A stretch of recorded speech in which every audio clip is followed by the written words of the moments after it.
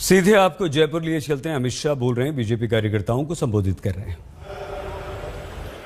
स्वर्गीय सुंदर सिंह भंडारी तो कौन भूल सकते हैं। उन्होंने जीवन का क्षण क्षण और शरीर का कण कण भारतीय जनता पार्टी के संगठन को आगे बढ़ाने के लिए और भारतीय जनता पार्टी को मजबूत वटवृक्ष बनाने के लिए दिया।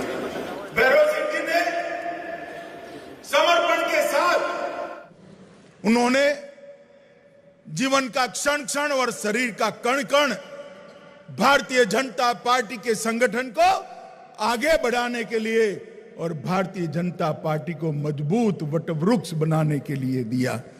भैरव सिंह जी ने समर्पण के साथ राजनीतिक नेतृत्व से पार्टी का विकास कैसे हो सकता है, इसका उदाहरण प्रस्तुत किया।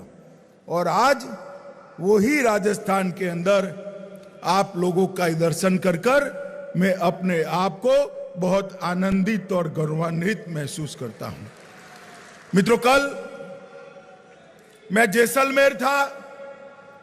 रात को रोहतास चौकी पर जवानों के साथ था और जैसलमेर में ये रोहतास चौकी के जवानों के बीच में रहे बगैर मालूम नहीं पड़ सकता है कि वीरों की जननी ये अपना राजस्थान क्यों है। मित्रों, ये धरती की मिट्टी में ही कुछ ऐसा है कि यहां से जो पैदा होता है वो आन बान और शान के लिए, देश के लिए जीना और देश के लिए मरना दोनों जानता है। मां तन्नोट के दर्शन कर कर मैं यहां आया हूं और आप सबके बीच में आया हूं, तब आपका उत्साह, आपका उमंग और आपका जोश देखकर मुझे विश्वास हो गया है कि 2023 में 2/3 बहुमत के साथ यहां भारतीय जनता पार्टी की सरकार बनने वाली है। मित्रों, हम सालों से राजनीतिक क्षेत्र के अंदर संघर्ष कर रहे हैं। 50 से दशकों से हमारे पुरखों ने पार्टी बनाई, जो पार्टी संगठन के आधार पर चले, जो पार्टी विचारधारा के आधार पर चले, जो पार्टी हमारी सनातन संस्कृति को आगे बढ़ाने वाली हो, जो पार्टी भारत के गौरव के अंदर, भारत के गौरव में रची बसी हो, जो पार्टी इसी धरती के मिले संस्कार और इसी मिट्टी की सुगंध को लेकर आगे बढ़ने वाली हो। और ये पार्टी की यात्रा कई सालों तक चली। कई पराजयों को हमने सामना किया, हंसते हंसते पराजय झेले। जमानतें जब्त होती थी तो भी कार्यकर्ता को आइसक्रीम खिलाने वाले लोग मैंने भी मेरे जीवन काल में देखे हैं, आपने भी देखे होंगे मित्र। और ये पार्टी की यात्रा बढ़ती बढ़ती बढ़ती, पहले दीनदयाल जी और श्यामा प्रसाद जी, बाद में अटल जी और अडवाणी जी और ढेर सारे सहयोगी उनके 2014 तक लेकर आए। और 2014 में मोदी जी के नेतृत्व में भारतीय जनता पार्टी ने चुनाव लड़ने का निर्णय किया और बहुत लंबे समय के बाद और आजादी के बाद पहली बार मोदी जी के नेतृत्व में पूर्ण बहुमत की भारतीय जनता पार्टी की सरकार बनी।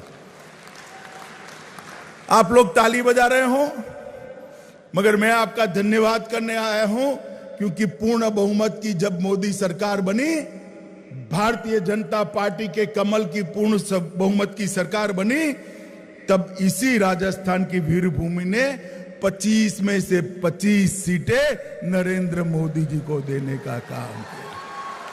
और 2019 में जब भारतीय जनता पार्टी 300 पार गई, तब भी 25 में से 23 सीटें देने का काम यही मेरे राजस्थान के लोगों ने, यही मेरे राजस्थान के प्रिय कार्यकर्ताओं ने किया था। तो मोदी जी दोनों बार प्रधानमंत्री बने, इसमें राजस्थान की जनता का आशीर्वाद का बहुत बड़ा हिस्सा है, बहुत बड़ा इसके अंदर भूमिका है। और इसीलिए मैं आपका आह्वान करने आया हूं कि ही राजस्थान के अंदर फिर से एक बार ये निकम्मी और भ्रष्टाचारी अशोक गहलोत सरकार को मूल समेत उखाड़ कर फेंक देना है। और यहां पर भारतीय जनता पार्टी की कमल के निशान वाली सरकार बनाना है। और बहुत कुछ किया है 7 सालों में मोदी जी ने, भारतीय जनता पार्टी की सरकार ने देश के लिए। मित्रों, मैं आज आपको याद कराने आया हूं, इंदिरा जी ने गरीबी हटाओ का नारा दिया था, 70 के दशक में दिया नारा। 2014 में मोदी जी आए, तब भी करोड़ों गरीबों के लिए घर नहीं था, करोड़ों गरीबों के घर में बिजली नहीं थी, करोड़ों माताएं टहनी और कंडे जलाकर खाना पकाती थी, धुआं खाती थी। गरीब के स्वास्थ्य का कोई ठिकाना नहीं था, गरीब की भूख भरने का कोई रास्ता नहीं था, गरीब मां और बच्ची के लिए शौचालय की व्यवस्था नहीं थी। कांग्रेस पार्टी के नेता जो टीवी पर सुनते हैं सुन ले, आपने गरीबी हटाने की जगह गरीब हटाओ का काम किया था। गरीब हटाओ का काम, गरीबी हटाने का काम 2014 के बाद जब पूर्ण बहुमत की भारतीय जनता पार्टी की सरकार श्री नरेंद्र मोदी के नेतृत्व में बनी तब हुआ। और 7 साल के अंदर ही मैं आज कह सकता हूं, हर गांव में बिजली है और हर घर में बिजली पहुंचाने का काम भारतीय जनता पार्टी की मोदी सरकार ने किया है। 11 करोड़ से ज्यादा घरों के अंदर 11 करोड़ से ज्यादा घरों के अंदर शौचालय बनाकर बच्चियों और माताओं को शर्मसार होने से बचाया है। वो आज शर्मसार हुए बगैर अपने घर के साथ अंदर सम्मान के साथ जी रही है।